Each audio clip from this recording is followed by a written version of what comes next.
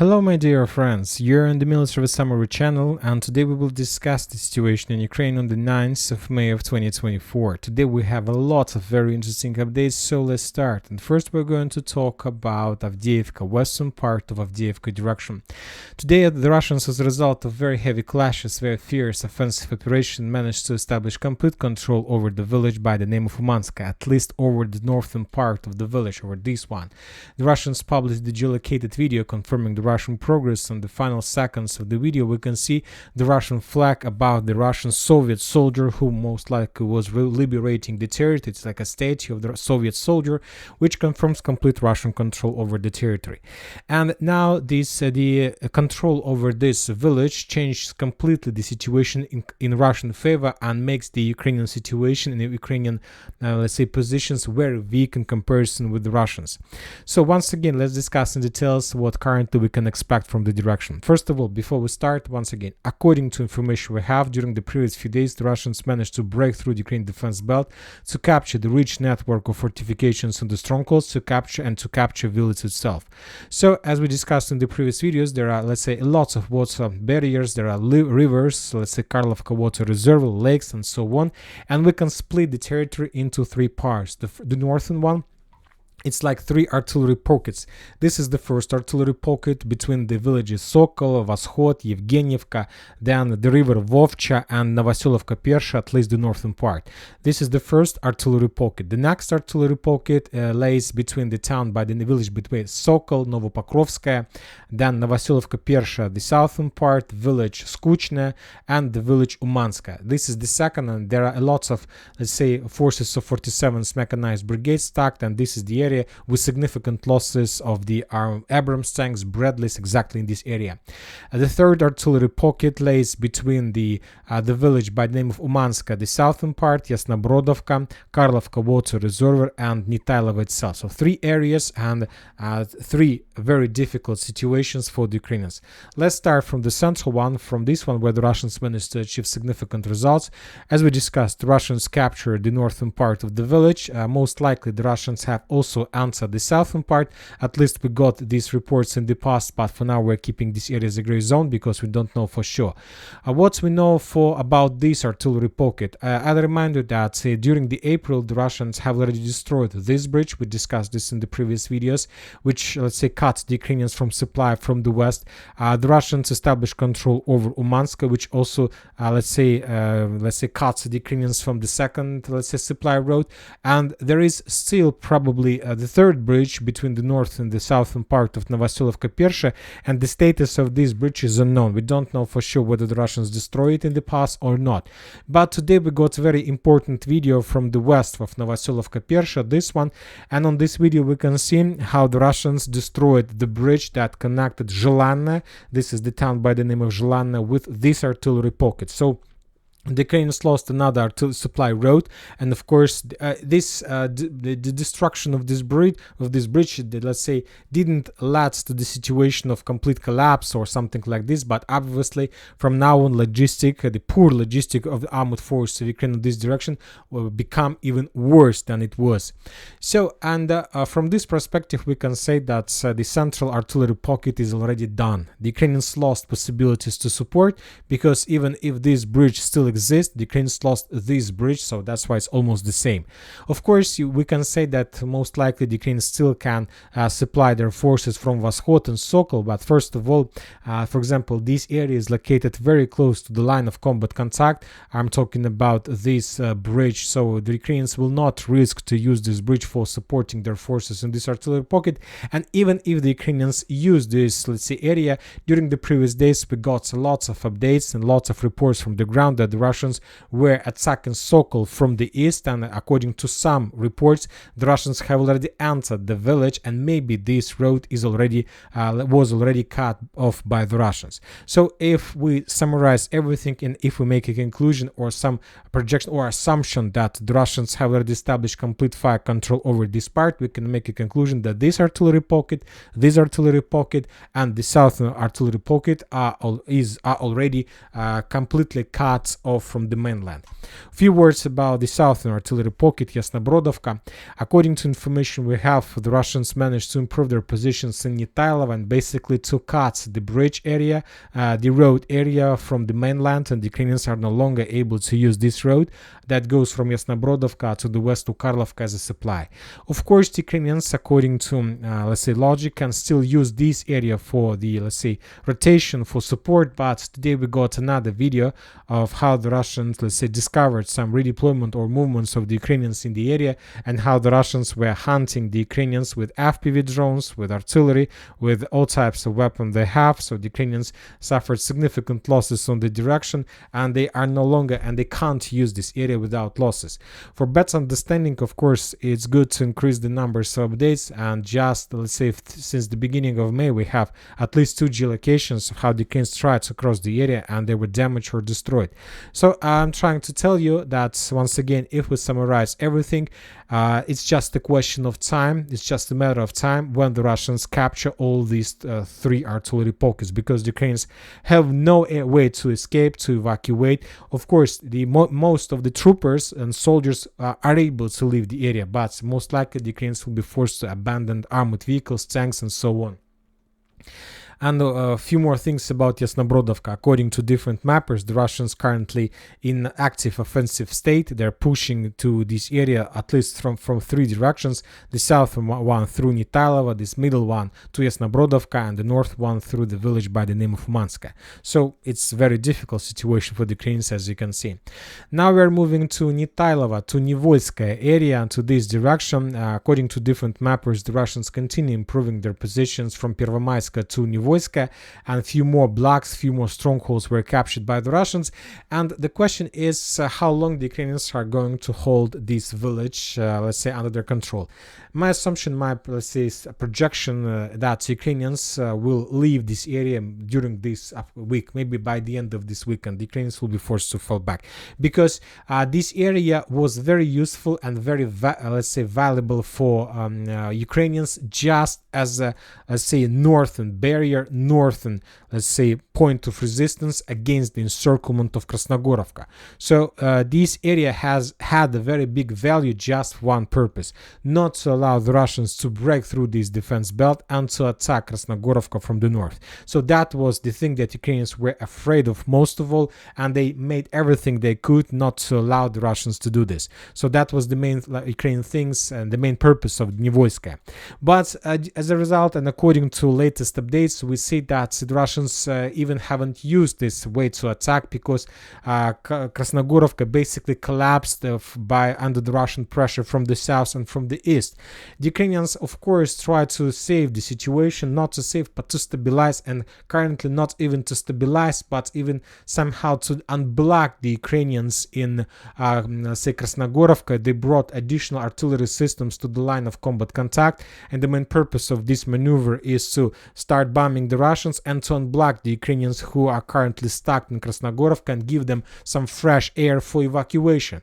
And according to information we have, the forces of 59th, let's say, motorized brigade of the armored forces of Ukraine have already abandoned their positions without even receiving a certain, let's say, order from the Ukrainian, let's say, military authorities. So we got this report, and without expecting and waiting for anything from Ukrainian commanders, the forces of 59th brigade start running away, and we have the first confirmation of that. On this video we can see the soldiers who have just let's say, left Krasnohorivka. They were filming from Krasnohorivka from behind, from outside, and we see that the entire village was completely covered with fire, with artillery strikes, and everything was already reduced to ruins. So those who managed to escape, evacuate, are really lucky guys, because today we also got confirmations of Russian control along 1st May Street and Tchaikovskого Street, and as we discussed in the previous update, this is already a cauldron, because the distance between one corner to another is around 1 kilometer,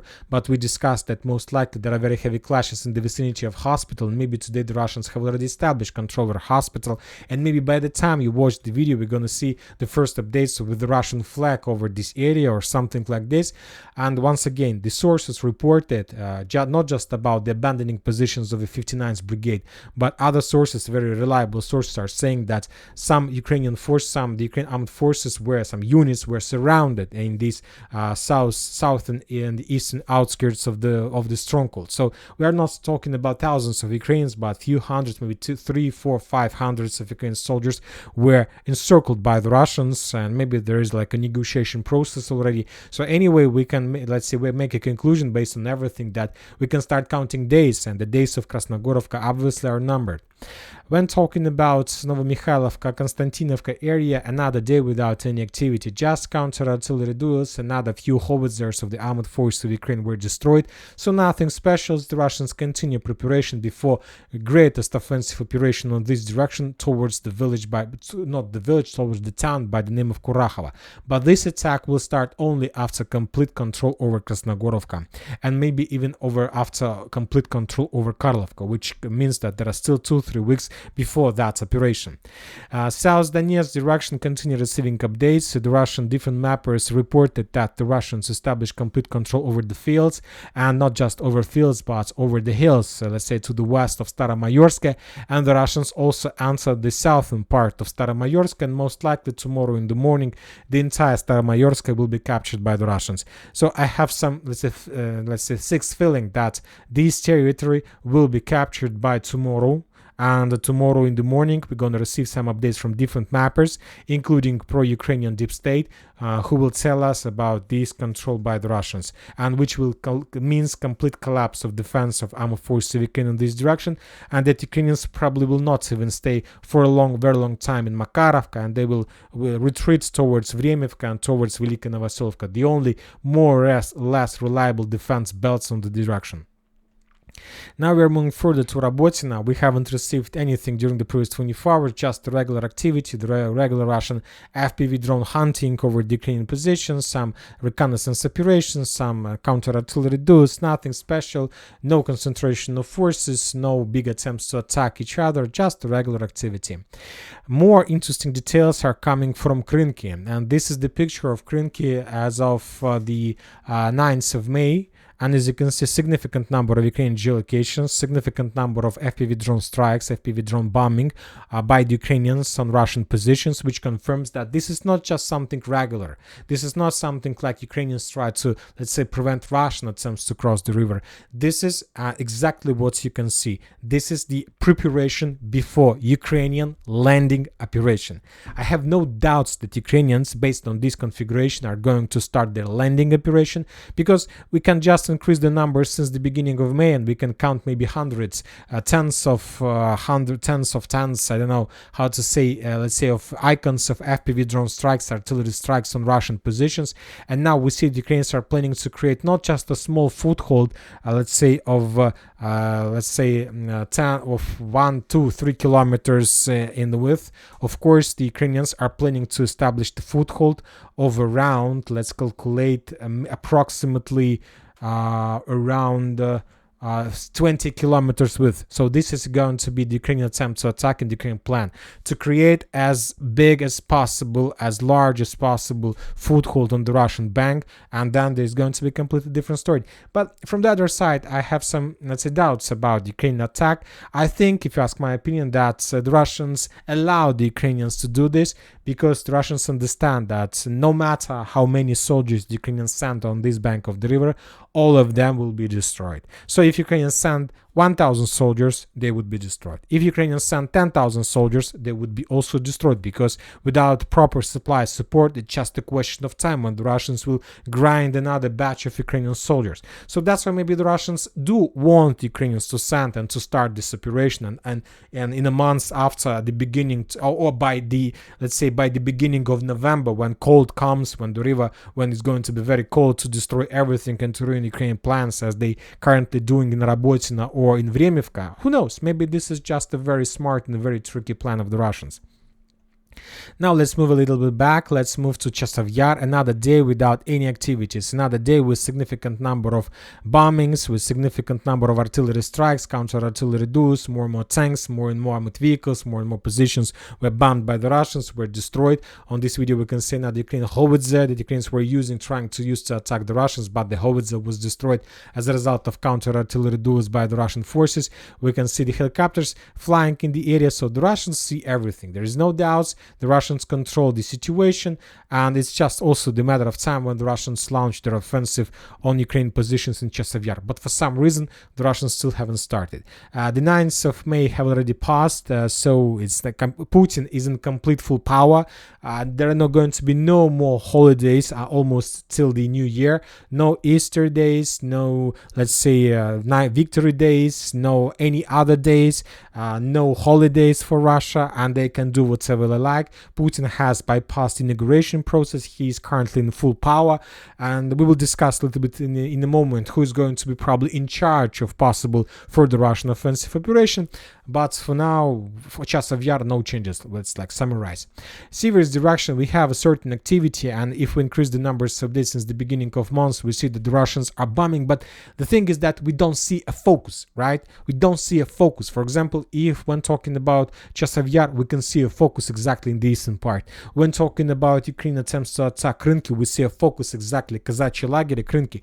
But when talking about Seversk, we don't see focus. It's like we have an opinion that the entire area is like Russian focus. Disporne a little bit, Avdiivka a little bit, Razdolovka a little bit, Belogorovka a little bit, Verkhnyokamyansk, but everywhere a little bit. There is no like real focus in one direction with the purpose to break this area through and to bypass significant territories and to capture significant number of strongholds.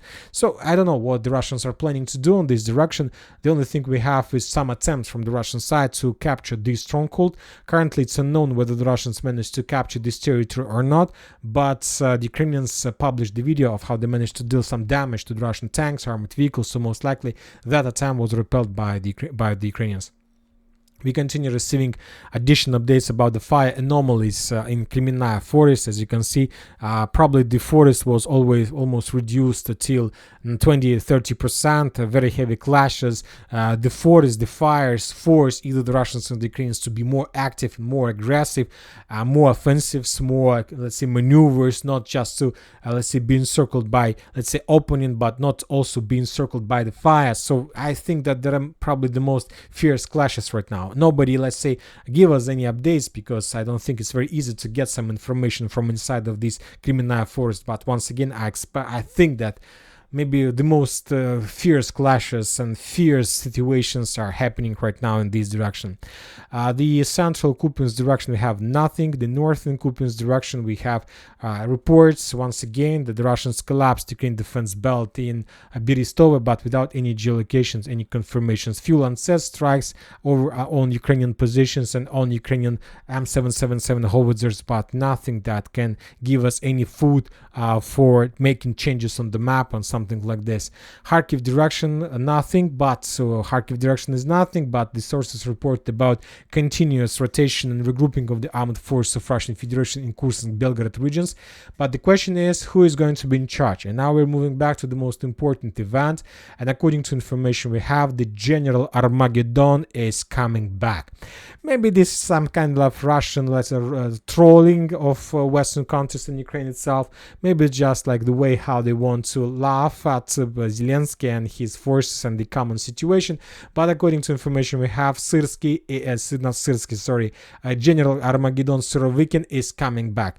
If you don't know who is that person, he was responsible for the special military operation when the Russians just started bombing Ukraine with missiles in 2022. In the end, he was at the beginning of the Wagner offensive. Later, he was replaced by Gerasimov. This is Gerasimov, the head of the chief of the General Staff of the Armed Forces of Russian Federation. He is at this position since the beginning. So there are two positions about the special military operation. So this is Surovikin. I believe that now we can move him back to Moscow. He used to be in Africa. Now he's in Moscow. Tomorrow he has a very important meeting with Vladimir Putin, the president of Russian Federation. And maybe at that meeting he will be adopted as the head, not of, let's say, general staff or minister of defense, but he will be in charge of Kharkiv buffer zone operation. So once again, Gerasimov is the head. So there are two positions that are related to special military operation: chief of the general staff and the head of special military. So somebody who is in charge of it. So usually there was like two positions. Gerasimov and somebody from the generals were replacing one by another on the position of the head of a special military operation. After Surovikin, Gerasimov was adopted on these two positions. So he was in charge of the general staff and he was in charge of the special military operation. But as I understand, the Russians are planning to split these positions once again in two positions. Gerasimov will be in charge of, let's say, general staff. Surovikin is going to be in charge either of a special military operation or in charge of Kharkiv offensive operation. And of course, Shoigu will be staying on his same position, the Minister of Defense. I don't think that anybody will replace him. Anyway, the General Armageddon is coming back, and obviously either this is just a trolling from the Russian side or something big is going to happen on the borderlands. And during the previous year, after Surovikin was, let's say, not dismissed but moved from his position, maybe he was mainly focused on the preparation of that Kharkiv offensive. He was making that plan, very big plan of 1 year preparation, and maybe something interesting we're going to see during the next few months. And in the end of the video, I would like to share with you another report that for the first time since the beginning of the special military operation, the European country arrested Ukrainian who is, let's say, a serviceman, let's say years old, and he was sent back to Ukraine. And this is the tragedy for Ukrainians abroad. Now they don't have place to hide. Just maybe Hungary or maybe Slovakia will allow them to stay without any transferring back. But anyway, the situation is getting worse and worse, and Zelensky is not going to stop. He's not going to stop. And that's it for today. Military Summary channel reminds to condemn any violence in the world. Thank you for watching. Subscribe to my channel, put your likes, join my Patreon, and have a good day. Bye bye.